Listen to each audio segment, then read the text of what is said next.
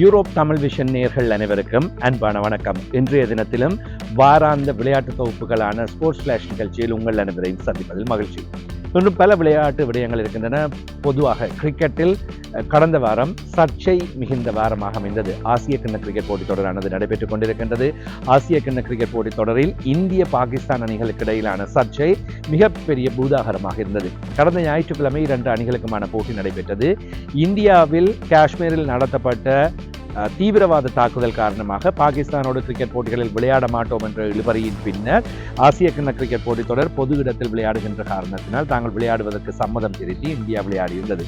ஆனால் அதன்போது பாகிஸ்தான் கிரிக்கெட் வீரர்களோடு நட்பு பாராட்ட மாட்டோம், போட்டியின் முன்னர் கை கொடுக்க மாட்டோம், போட்டி முடிவடைந்ததும் கூட அவர்களோடு நட்பு பாராட்டி கை கொடுத்து எந்த விதமான செயல்பாடுகளிலும் ஈடுபட மாட்டோம் என்று அதிலிருந்து இந்திய கிரிக்கெட் அணியானது ஒதுங்கியது. குறிப்பாக அதன் தலைவர் சூரியகுமார் யாதவ் நாணய சுழற்சியின் போதும் கை கொடுக்கவில்லை. அதேபோன்று பாகிஸ்தான் அணி போட்டி முடிவடைந்ததும் மைதானத்தில் காத்திருந்தார்கள். ஆனால் இந்திய வீரர்கள் மைதானத்திற்கு வரவில்லை. போட்டி முடிவடைந்ததும் ஓய்வறைக்கு, அதாவது ட்ரெஸ்ஸிங் ரூமுக்கு சென்று விட்டார்கள். இது ஒரு சர்ச்சையாக அமைந்தது, பேசு பொருளாக மாறியது. இது செய்தது சரியா பிழையா, விளையாட்டின் கனமான தன்மை என்று இப்பொழுது பல விஷயங்கள் இருக்கின்றன. பொதுவாக விளையாட்டுகளில் அரசியலை ஈடுபடுத்த மாட்டார்கள். ஆனால் இது நாட்டு பிரச்சனை என்ற காரணத்தினால் இந்தியா இதை பெரிதாக எடுத்துக்கொண்டது. 2 பக்கமாகவும் இந்தியாவின் முன்னாள் வீரர்கள் 2 பக்க கருத்துக்களையும் தெரிவித்து வருகின்றார்கள். பாகிஸ்தான் கிரிக்கெட் வீரர்கள் மிக மோசமாக இந்தியாவின் இந்த நடவடிக்கைகளை விமர்சித்து வருகின்றார்கள். ரசிகர்கள் 2 பக்கமாகவும் பேசி வருகின்றார்கள். இதன் முடிவுகள் அவரவர் எடுக்கக்கூடியவையாக அமைந்திருக்கின்றன. பொதுவாக விளையாட்டு என்று வந்தால் மைதானத்திற்குள் வந்துவிட்டால் எல்லோரும் சமம், விளையாட்டை ஒற்றுமையாக விளையாடி நாங்கள் ஒற்றுமையாக நிறைவு செய்திருக்கின்றோம் என்பதை காட்டுவதுதான் விளையாட்டின் கனவான் தன்மை, விளையாட்டின் மகத்துவம் என்று சொல்லப்படுகின்றது. கை கொடுக்க வேண்டும் என்று எந்த ஒரு விதிமுறையிலும் இல்லை. ஆனால் விளையாட்டின் போது இவை செய்யப்பட வேண்டும் என்பது ஒரு எழுதப்படாத விதிமுறை என்று சொல்லலாம். ஆனால் இது பின்பற்றப்படுகின்ற வலிமையான ஒரு விடயம். எனவே அதை செய்ய தவறி இருக்கின்றது இந்திய அணி என்ற குற்றச்சாட்டு வைக்கப்பட்டது. அதன் பின்னர் பாகிஸ்தான் கிரிக்கெட் சபையானது ஒரு விமர்சனத்தை கொண்டு வந்தது அல்லது ஒரு பிரச்சனையை கிளம்பியது. போட்டி மத்தியஸ்தர் ஜிம்பாப்வேயை சேர்ந்தவர் தான் ஆண்டி பைகோட், இதன் மத்தியஸ்தராக செயல்பட்டவர்.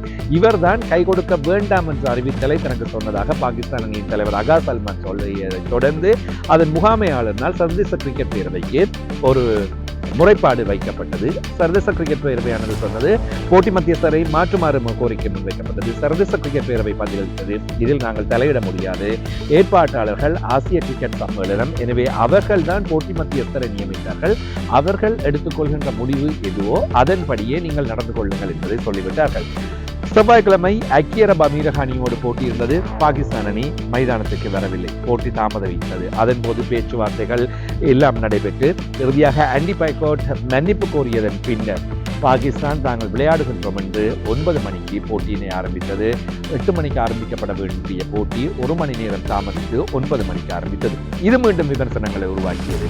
என்னதான் இருந்திருந்தாலும் நீங்கள் ஒரு முடிவை முன்னதாகவே எடுத்து சரியான நேரத்தில் விளையாடி இருக்க வேண்டும். போட்டி அறிவிக்கப்பட்டு எல்லோரும் எதிர்பார்த்து கொண்டிருக்கின்ற வேளையில் மைதானத்திற்கு வராமல் விட்டது தவறு, இவ்வாறு செய்தது பிழை, கை கொடுக்கவில்லை என்று பிழை என்று விமர்சிக்கின்றீர்களாக இருந்தால் பாகிஸ்தான் செய்து கொண்டதும் பிழை என்ற விமர்சனங்கள் முன்வைக்கப்பட்டன. இது இப்பொழுது ஒரு மாதிரியாக எல்லா பிரச்சனைகளும் தீர்வுக்கு வந்து போட்டிகள் நடைபெற்றுக் கொண்டிருக்கின்றன. இந்த தருவாயில் இன்னும் ஒரு முக்கியமான விடயம் இடம்பெற்றது, கவலையான விடயமும் கூட. இலங்கை கிரிக்கெட் அணியின் வீரர் துனித் வெல்லாளகேயின் தகப்பனார் போட்டி நடைபெற்றுக் கொண்டிருந்த வேளையில் மரணமானார். ஐக்கிய ஆப்கானிஸ்தான் அணிக்கும் இலங்கை அணிக்கும் எதிரான முக்கியமான போட்டி நடைபெற்றுக் கொண்டிருந்த வேளையில் துனித் வெல்லாளகேயின் அன்றைய தினம் இறுதி ஓவரில் ஓட்டங்களும் அடிக்கப்பட்டன. சமூக வலைத்தளங்கள், சில ஊடகங்கள் அதை பார்த்துத்தான் அவருக்கு மாரடைப்பு வந்து இறந்ததாக செய்திகளை பரப்பின. இது எல்லோர் மத்தியிலும் நம்பப்பட்ட ஒரு செய்தியாகவும் மாறியது. ஆனால் உண்மையில் நடந்ததில் அவருக்கு முன்னதாகவே மாரடைப்பு வந்துவிட்டது என்பது உறுதிப்படுத்தப்பட்டிருக்கின்றது. போட்டி முடிவடைந்ததும் துனித் வெல்லாளகேயின் இடம் இந்த விடயம் அறிவிக்கப்பட்டது. சில இடங்களில் மோசமான விமர்சனங்களும் சமூக வலைத்தளங்களில் தேவையற்ற கருத்துக்களும் இது தொடர்பில் பகிரப்பட்டன. துனித் வெல்லாளகே துபாயிலிருந்து புறப்பட்டது முதல் இலங்கைக்கு வந்து இலங்கையிலிருந்து மீண்டும் சென்றது வரை விமர்சனங்கள் வைக்கப்பட்டன.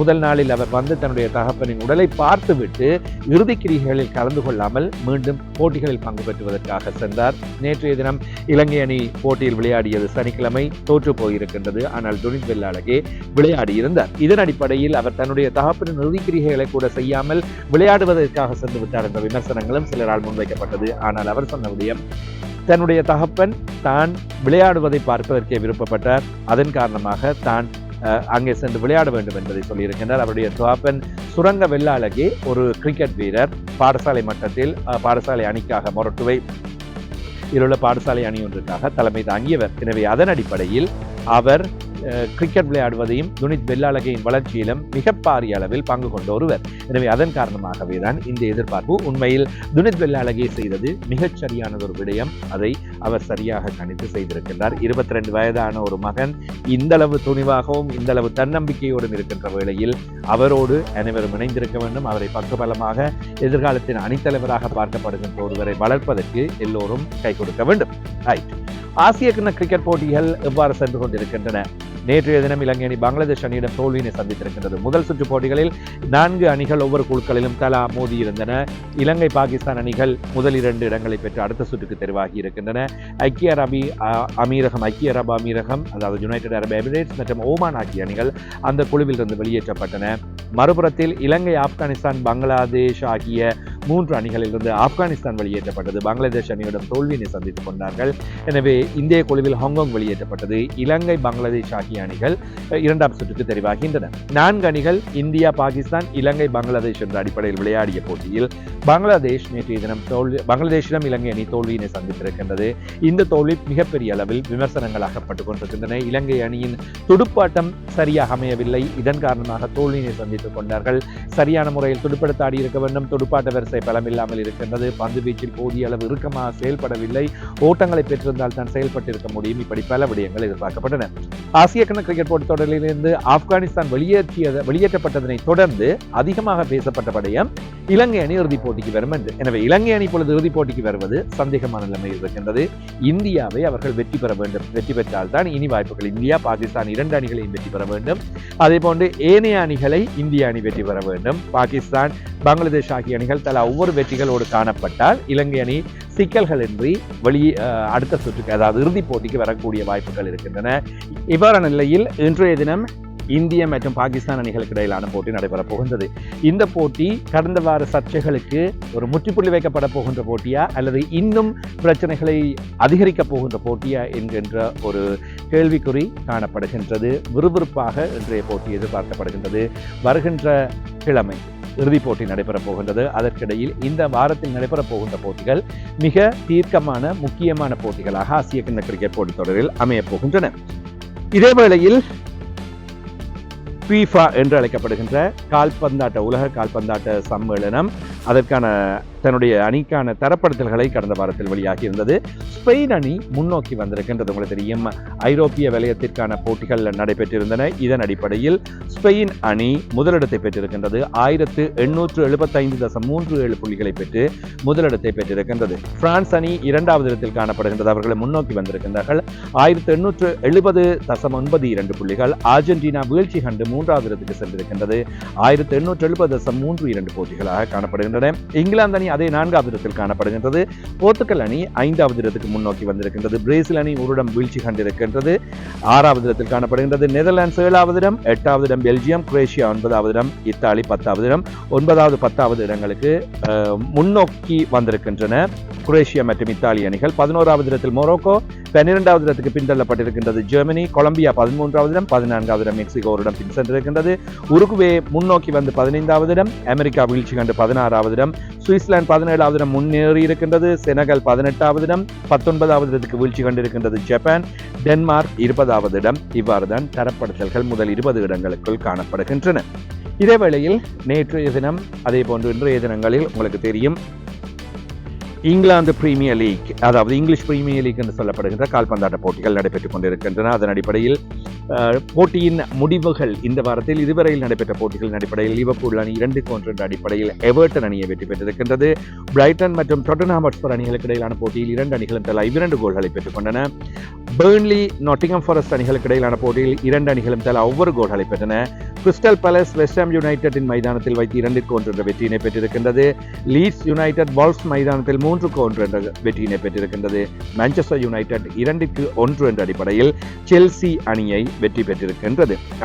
இதன் அடிப்படையில் இப்பொழுது காணப்படுகின்ற புள்ளிப்பட்டியலுக்கு வருவதற்கு முன்பதாக ஃபுல்ஹாம் அணி 3-1 என்று பிரென்ஃபோர்ட் அணியை வெற்றி பெற்றிருக்கின்றமையும் இங்கே சுட்டிக்காட்டத்தக்கதாக இருக்கின்றது.